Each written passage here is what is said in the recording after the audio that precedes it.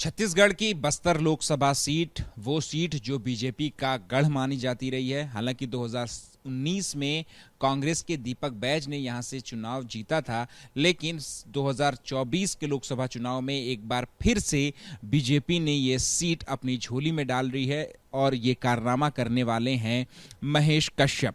BJP के नवनिर्वाचित सांसद बस्तर से महेश कश्यप हमारे साथ बात करने के लिए मौजूद हैं। महेश जी, आपने बस्तर लोकसभा सीट, कवासी लखमा, बड़े लोकप्रिय नेता और बड़े कद्दावर नेता माने जाते हैं कांग्रेस के, उनको 55,000 से भी ज्यादा वोटों से हराया। कैसे किया ये? एक तो हमारे देश के यशस्वी प्रधानमंत्री आदरणीय नरेंद्र मोदी की गारंटी के ऊपर पूरे छत्तीसगढ़ के लोग, बस्तर के लोग भरोसा किया है। साथ ही हमारे बस्तर के जो जागरूक मतदाताओं के द्वारा, वहाँ के माता बहनें भाइयों के द्वारा मुझे आशीर्वाद देकर जीता है। और हमारे भारतीय जनता पार्टी का जो ज्येष्ठ श्रेष्ठ देवतुल्य कार्यकर्ता का अथक परिश्रम का परिणाम है कि हमने वहाँ से चुनाव जीता है। आदिवासी बाहुल्य इलाका है आपका बस्तर क्षेत्र। वहाँ पे जो आदिवासी लोगों के मुद्दे हैं या उनकी जो चाहते हैं, ख्वाहिशें हैं, वो उनकी आवाज़ आपके ज़रिए संसद पर में गूंजेगी, संसद में उसकी आवाज़ सुनाई देगी। क्या रहेंगे वो मुद्दे? कैसे आप उनके मुद्दे अपने बस्तर के लोगों के उठाएंगे? देखिए, बस्तर आज़ादी के 77 वर्ष के बाद भी बस्तर क्षेत्र के लोगों को जो मूलभूत सुविधाओं का अधिकार मिलना था, चाहे रेल की सुविधा हो, स्वच्छ पेयजल की सुविधा हो, अच्छे स्वास्थ्य की सुविधा हो, शिक्षा के क्षेत्र में आज भी बहुत सारे लोग वंचित हैं। और इसके जिम्मेदार कहीं ना कहीं कांग्रेस के लोग हैं। दूसरा, कांग्रेस के लोग हर समय आदिवासी हितैषी अपने आप को बताने का कोशिश करते हैं, बताते रहे हैं। कांग्रेस के लोगों को मैं लगातार पूछता हूँ कि आज़ादी के 77 वर्ष के अंदर 60 साल शासन करने वाले लोग, जनजाति समाज के जो कामकाज जिस विभाग से संचालित होता था, ये लोग पशु विभाग तक 7 साल जोड़ के रखा, वेटनरी विभाग में। क्या ये लोग हमारे जनजाति समाज को पशु सोचते हैं? हमारे श्रद्धेय अटल बिहारी वाजपेयी जी ने 1999 में पहली बार जनजाति समाज को जनजाति मंत्रालय बना के उनको सम्मान दिया। ये भारतीय जनता पार्टी है। इसलिए कांग्रेस पार्टी हर समय आदिवासी विरोधी रही है। इसलिए बस्तर के जनता ने, खासकर हमारा जो क्षेत्र है नक्सल प्रभावित क्षेत्र है, इसका जिम्मेदार भी कहीं ना कहीं कांग्रेस पार्टी लोग हैं। और वर्तमान जो सांसद प्रत्याशी रहा कवासी लखमा, उनके क्षेत्र में लगातार वो जीतने का अजय बताते थे कि मैं लगातार जीतता हूँ, मेरे कोई नहीं हरा सकता। लेकिन वही कवासी लखमा है जो जीरम कांड में कांग्रेस पार्टी बड़े बड़े नेताओं को शहादत कराने वाले और वहाँ से मोटरसाइकिल लेके भागने वाले। तो ऐसे लोगों को अब सबक सिखा दिया। आप सरपंच थे, सरपंच से सीधा सांसद बन गए हैं आप। इसका सरपंच से सांसद बनने का जो एहसास है वो कैसा है? देखिए, ये भारतीय जनता पार्टी में संभव है, क्योंकि हमारे देश के यशस्वी प्रधानमंत्री चाय बेचते बेचते प्रधानमंत्री बन सकते हैं। तो मेरे जैसा छोटा सा गांव, गरीब किसान का बेटा को भारत का लोकतंत्र का मंदिर का प्रतिनिधित्व करने का अवसर मिल सकता है, तो भारतीय जनता पार्टी में ही संभव है। और इसलिए मुझे बस्तर के जनता ने आशीर्वाद देके संसद में भेजा है। मैं अपने आप में गौरवान्वित महसूस कर रहा हूँ कि मोदी जी के नेतृत्व में हमको काम करने को मिलेगा। बस्तर के बहुत छोटे से गांव के छोटे से परिवार से आप जो है वो ताल्लुक रखते हैं। तो जब आप अपनी राजनीति में अपनी शुरुआत कर रहे थे, विश्व हिंदू परिषद और आरएसएस से आपका जुड़ाव रहा है, तो क्या कभी जहन में आया था कि जो लोकतंत्र का मंदिर है, संसद भवन में आप अपनी आवाज़ जो है वो उठाने में कामयाब?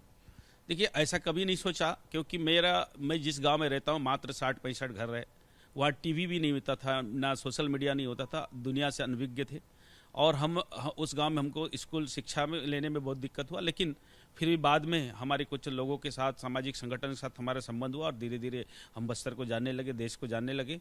और हम लोग लगातार बस्तर के हित में, समाज के हित में जो भी हमारे से हो सका वो काम करने का प्रयास किया। और आगे चल के भारतीय जनता पार्टी के द्वारा बस्तर लोकसभा प्रत्याशी बनाया गया और आज सांसद भी बना दिया। इसलिए अब बस्तर के हित में जो भी रहेगा, जो आज़ादी के 77 साल में जो लोगों को मूलभूत सुविधा से वंचित रखा गया है, उसको पूरा करना हमारा पहला प्राथमिकता है। ये बरपरसक प्रयास करते रहेंगे। आप जैसा कि आप बता रहे हैं कि आपके खुद के गांव में 60-65 घर थे, टीवी नहीं था, बिजली का अभाव था, तो ऐसे में जो आपका बस्तर का इलाका है काफ़ी बड़ा इलाका है और काफ़ी पिछड़ा इलाका है मूलभूत सुविधाओं के अभाव में। तो वो पहले तो आप बताइए कि कौन सी सुविधाएं हैं जो आज तक आपके इलाकों पे नहीं पहुंची और उसको सबसे पहले पहुंचाने का काम आपकी तरफ से किया जाएगा? देखिए, आज़ादी के 77 वर्ष के बाद भी रोड, सड़क, बिजली, पानी से लेकर सभी मूलभूत सुविधाओं से वंचित थे।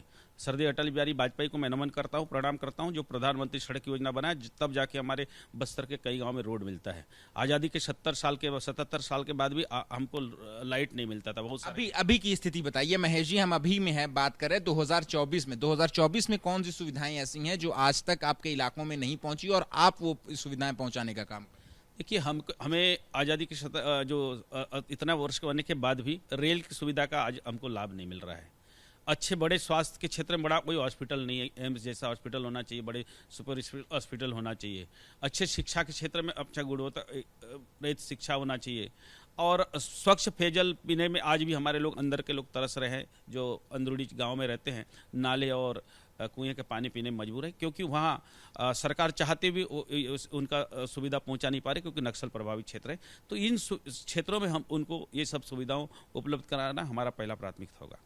जो नक्सल प्रभावित क्षेत्र, आपने कई बार इसका जिक्र कर दिया, आखिर बस्तर को या छत्तीसगढ़ के कई इलाकों को कब तक हम नक्सल प्रभावित क्षेत्र के नाम से बुलाते रहेंगे?